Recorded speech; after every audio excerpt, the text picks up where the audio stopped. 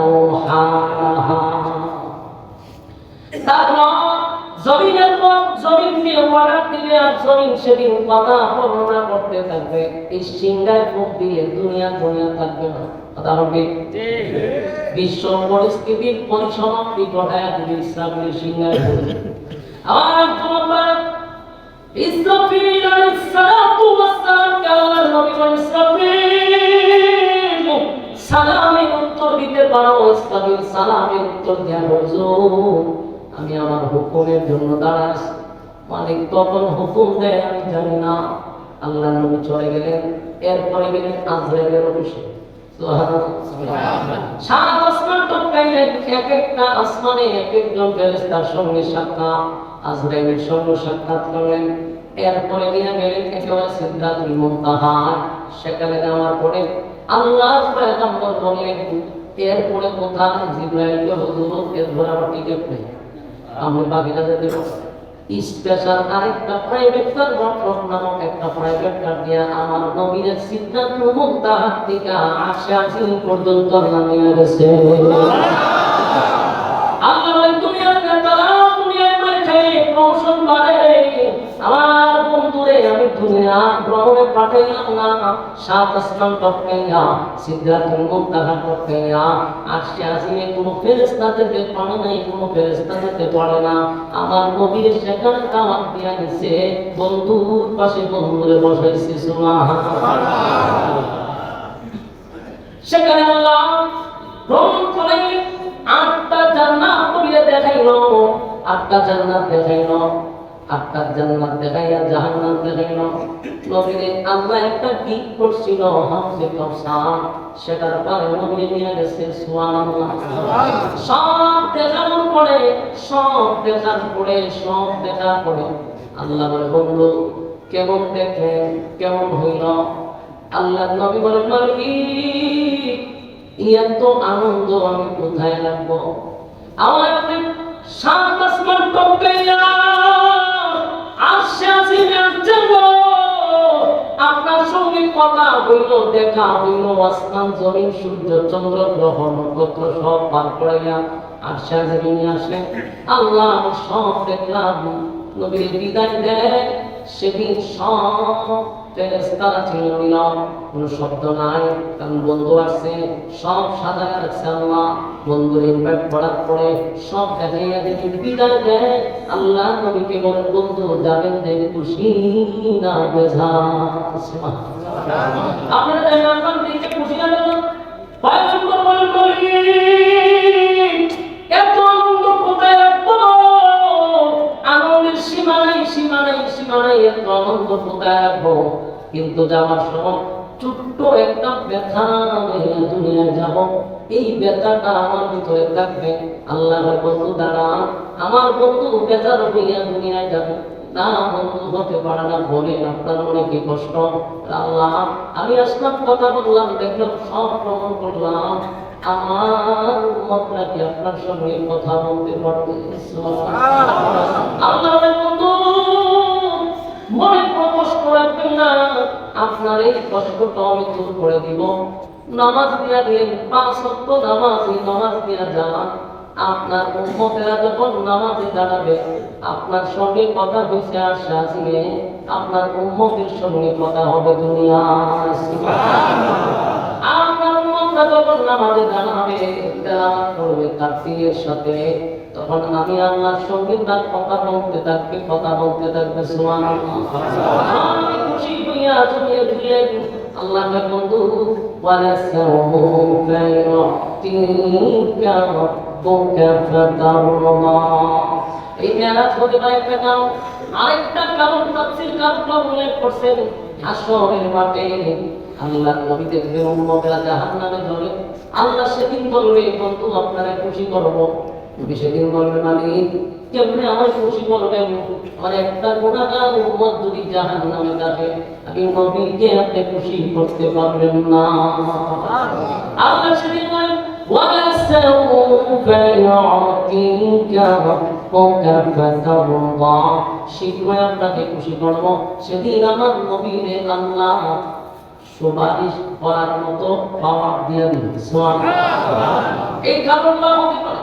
এরপরে ওয়ালাসসাফা ইউতিকা রাব্বুকা ফাতারদা আলাম ইয়াজিদকা ইয়াতীমান ফাআওয়া। আল্লাহ বলেন, আপনি কি এতিম ছিলেন না? আমার যুবকরা, এই কথাগুলি আল্লাহ কেন তুললেন? এই কথাগুলি ইমান মালিক কেন তুললেন? আল্লাহ কোন কথা না বললেও পারতেন, কথা বললেন কেন তুললেন? ওয়ালাসসাফা ইউতিকা রাব্বুকা ফাতারদা। বন্ধু, এরপর আল্লাহ বলেন ইয়াজিদকা ইয়াতীমান ফাআওয়া। আল্লাহ যে কথা না বললেও পারতেন, কেন বলেন? এর কারণ হলো, বন্ধু আপনি এতিম ছিলেন, আপনাকে আমি এতিম, আপনি ছিলেন, আমি কি আপনাকে আশ্রয় দিইনি? এটার একটা কারণ হলো, কোন বন্ধুর সাথে যদি বন্ধুর দূরত্ব হয়, অভিমান হয়, তখন বন্ধুকে খুশি করার জন্য অতীতের কিছু কথা শোনাইয়া বন্ধুকে খুশি করে। ঠিক দেখবেন আমার সাথে যদি বন্ধুত্ব দূরত্ব হয়, অভিমান করে, তখন আপনার পিছনের কথা ধরবেন, বন্ধু তুই কিন্তু মুসিবতে পড়ছিলি, আমি তোর টাকা দিয়ে ব্যবসা চালাই দিছি, বন্ধু অনেক জায়গায় বিপদে পড়ছিলি, আমি তোর পাশে ছিলাম, আমি তোর এটা দিছিলাম, আমি তখন তোর পাশে ছিলাম। অতীতের কথা হইলা বন্ধুর কাছে বুঝায় দেওয়া, আমি তোরে ভালোবাসি। আল্লাহ বলেন আলাম ইয়াজিদকা ইয়াতীমান ফাআওয়া। আপনি এতিম ছিলেন, আমি আপনাকে আশ্রয় দিয়েছি। সুবহানাল্লাহ। এরপর আল্লাহ বলেন ওয়াজাদাকা যাল্লান ফাহাদা। আল্লাহ প্রথম বলেন এতিম ছিলেন, পরে বলেন বন্ধু আপনি তো নিঃস্ব ছিলেন, বন্ধু আপনার যে অবস্থা ছিল, পথ হারা অবস্থায় আপনি ছিলেন, আমি আপনাকে পথ দেখায় দিছি।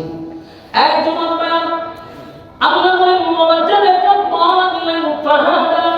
পথ হারা অবস্থায় ছিলেন, পথ দেখায় দিছি, তার মানে হলো একটা মানুষের যখন মা থাকে না, বাবা থাকে না, দাদা থাকে না, দাদি থাকে না, নানা থাকে না, নানি থাকে না, ওই ছেলেটা সমাজের মধ্যে অনাথ হয়ে যায়, সেই ছেলেটা ভ্রষ্ট হয়ে যায়, সেই ছেলেটা মাঝে মধ্যে রাস্তার মধ্যে হাইজা করে।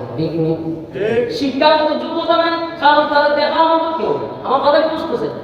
আল্লাহ এই আয়াত নিয়ে বুঝাইলেন আপনি এতিম ছিলেন, পথ হারা হওয়ার কথা ছিল, আমি আপনাকে পথ দেখায় দিছি।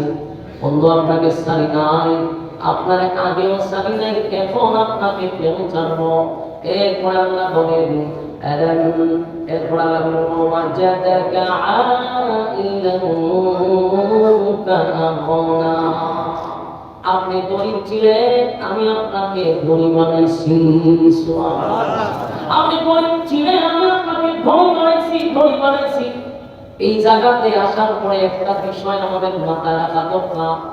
নবী গরিব ছিলেন, এই কথা আমরা সবাই জানি, কিন্তু নবী যে ধনীও ছিল, এই কথা আমরা জানি না। বাংলাদেশে বহু নবী, বহু আলেমরা একটা ওয়াজ পাইছে, নবী পেড়ে পাথর ছিল, নবী গরিব ছিল, বাইরে ভাই এই ওয়াজ না পাবলিক কত শুনতো। এই ওয়াজ শোনাইয়া নাস্তিকদেরকে আপনারা ভাবনা বানায় দিয়েছে। এখন অনেক ইসলাম মানি হলো গরিব, ইসলাম মানি হলো দরিদ্র,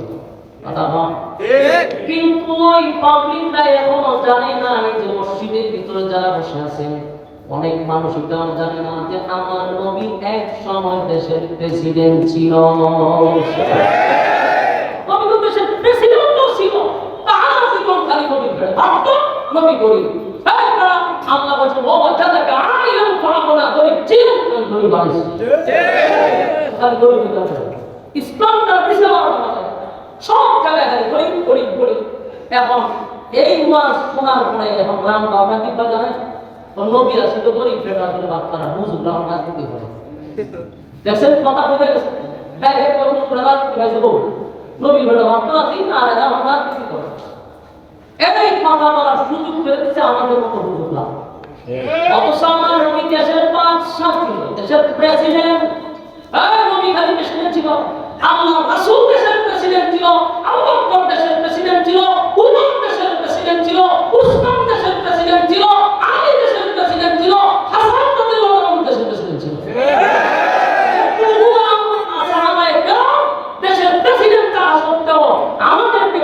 তোমরা রাজনীতি পাইছো মেজাজটা কেমন করো কেমন করো আমরা বলার দরকার ছিল তোমরা রাজনীতি পাইছো আমাদেরকে যদি বলে কোথায় রাজনীতি পাইছি স্বয়ং রাসূলুল্লাহর কাছ থেকে আমরা রাজনীতি শিখছি আমরা সামনে ওরা দিকে কাজ করতে পারবো